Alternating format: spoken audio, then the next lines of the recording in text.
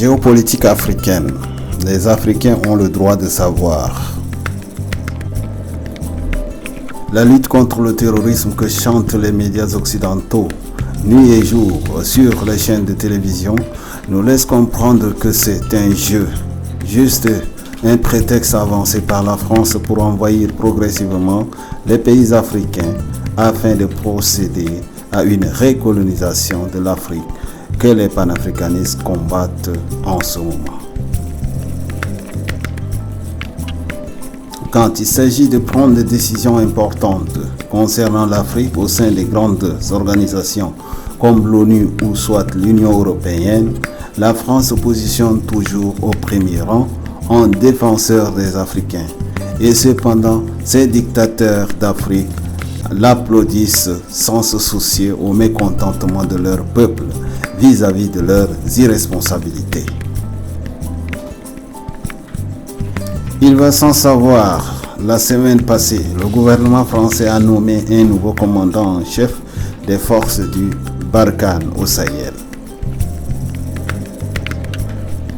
Il s'agit du général Marc Corrut, qui va succéder d'ici la fin du mois de juillet au général Pascal Facon pour diriger la dite mensongère opération extérieure des armées françaises, avec un nombre total de 5100 hommes.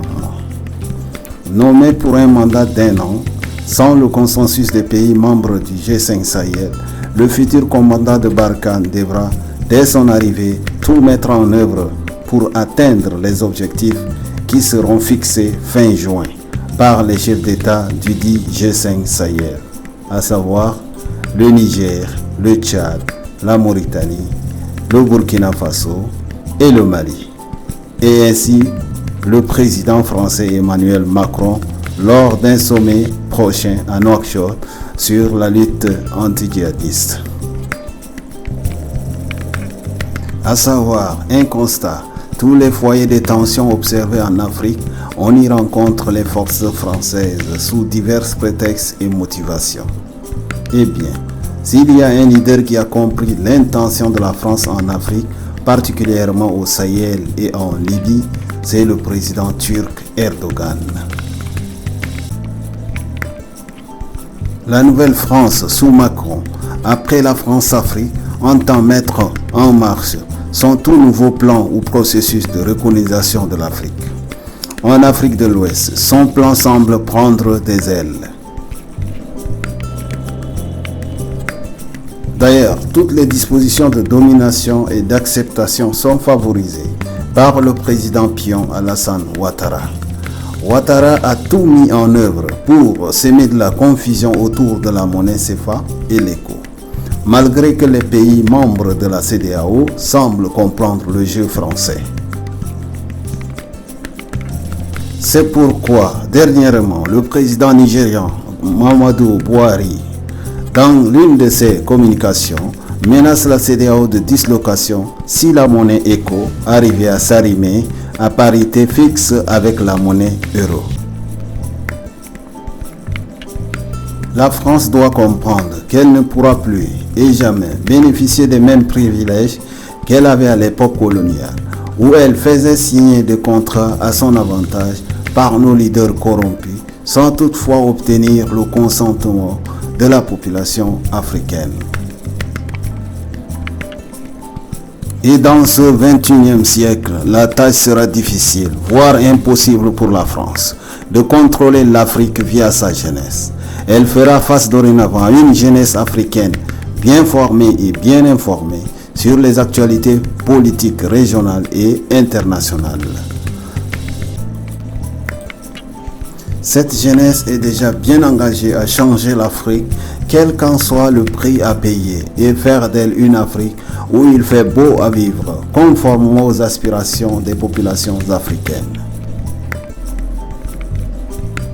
L'opération Barkhane au Sahel ou pas, la France est mal partie. Elle risque de tout perdre dans une Afrique unie où des mouvements panafricains ne cessent de naître de jour en jour et avec pour objectif principal l'émancipation totale du continent. Cela va compliquer davantage la politique france-africaine de la France, qui, nous le savons déjà, patine et ne retrouve plus ni le souffle pour un nouvel élan de recolonisation comme voulaient les capitalistes européens et américains qui comptent sur elle pour combattre la Chine, la nouvelle puissance mondiale. L'arrivée de la Turquie en Libye semble quelque part stratégique pour les nationalistes africains. Selon les informations reçues, le pays d'Erdogan semble fausser les calculs économiques de l'Union européenne en Afrique en envahissant la Libye, un pays de l'Afrique du Nord, longé sur les côtes méditerranéennes. Il faut rappeler qu'Erdogan soutient officiellement le gouvernement de Faiz Sarraj à Tripoli, reconnu par la communauté internationale face à son adversaire de Benghazi, le général Khalifa Haftar, soutenu à son tour par la France, l'Égypte, les Émirats arabes unis et l'Arabie saoudite. L'intention principale de l'Union européenne reste celle d'utiliser les pays arabes de l'Afrique du Nord pour en recoloniser deuxièmement l'Afrique. C'est la raison pour laquelle l'idée de lancer l'AZLECA, zone de libre-échange commerciale africaine, un marché africain de libre-échange, a été initiée officiellement par l'Union européenne, mais sous-entendu officieusement par l'Union européenne. Nous savons très bien que l'Afrique n'est pas encore industrialisée, mais est-il bon pour le moment d'exécuter un tel projet?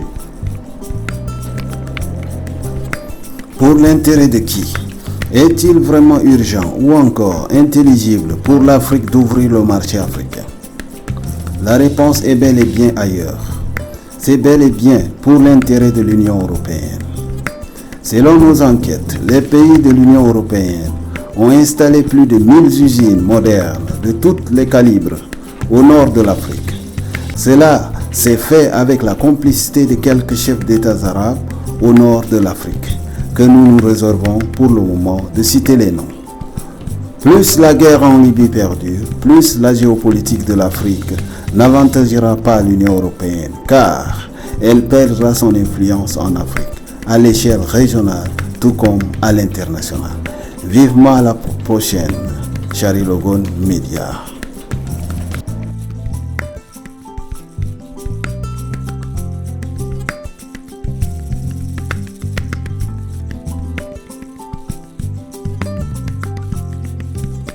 Charlie Logon.